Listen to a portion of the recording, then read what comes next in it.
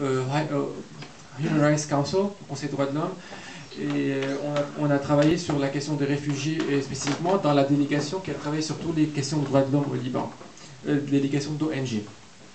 Je vais vous raconter une histoire.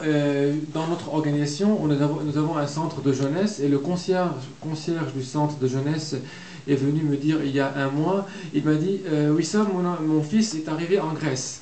Je lui dis « Mais vous êtes palestinien, vous ne pouvez pas avoir la visa, c'est impossible, une visa Schengen ». Il m'a dit « Non, il est arrivé illégalement, bien sûr ». Je lui dis « Mais comment il est illégalement ?» Et il m'a dit que il y a eu une trentaine de jeunes de notre camp qui sont partis à la Syrie, et puis là-bas, les pasteurs l'ont envoyé en Turquie, et puis en Turquie, en Grèce, et maintenant mon fils va partir au Danemark rejoindre son frère. Je dis, mais c'est pas un peu dangereux ça? Il me dit, mais non, il y a une autre trentaine qui vont partir prochainement, de jeunes Palestiniens. Ceci reflète le désespoir des Palestiniens, des jeunes Palestiniens, mais aussi de toute la communauté au Liban.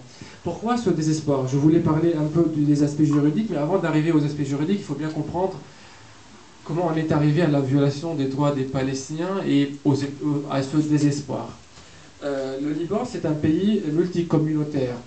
L'arrivée multicommunautaire qui a été fondée en 1920, notamment par le lobbying et l'advocacy de la communauté chrétienne maronite. L'arrivée en 1948 des Palestiniens majoritairement sunnites a fait augmenter la quantité, alors j'utilise un peu, de sunnites au Liban. Et à ce moment-là, les chrétiens ont dit « Ah non, non, ces Palestiniens, ils doivent retourner, ils ne peuvent pas être naturalisés, ça va mener à un déséquilibre communautaire. » Donc, en commençant par l'équilibre communautaire au Liban, on va comprendre que la naturalisation et la permanent settlement des Palestiniens au Liban est impossible, est interdite par les Libanais, alors qu'on considère que c'est un projet israélien, mais aussi c'est un projet international, que les Palestiniens restent là où ils sont, ils ne peuvent pas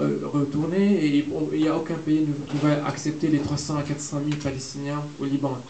Donc, ceci a conduit à ce que l'État libanais ait une position c'est-à-dire oui, j'essaie de trouver parce que je travaille en anglais, je suis francophone, j'arrive pas à dire les mots ne sortent pas. Donc, il n'y a pas une définition de qui est réfugié. Enfin, les réfugiés palestiniens au Liban sont parfois des étrangers, parfois une catégorie spécifique d'étrangers, parfois on mentionne que ce sont des réfugiés palestiniens dans les lois.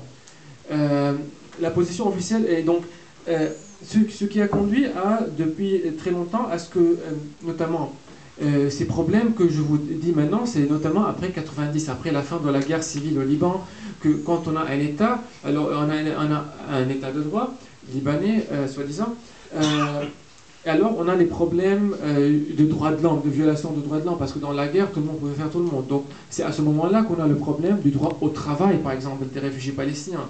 Le droit libanais, puisqu'il considère que les réfugiés palestiniens sont des étrangers, donc ils sont traités comme des étrangers. Mais on ajoute une clause que les étrangers qui ne viennent pas d'un État reconnu, ils peuvent pas être, on peut leur donner le droit au travail. Donc on finit par avoir une discrimination entre les Palestiniens qui ne peuvent pas travailler hors des camps. Ils peuvent travailler dans un camp, oui, mais ils ne peuvent pas travailler. Jusqu'en août 2010, c'était des étrangers, et l'étranger, l'Égyptien qui vient, les Syriens qui viennent, ils peuvent travailler et ils peuvent obtenir des autorisations de travail, mais il y a une clause dans le droit libanais, il y avait une clause qui disait que les étrangers qui n'ont pas d'État ne peuvent pas travailler. Donc,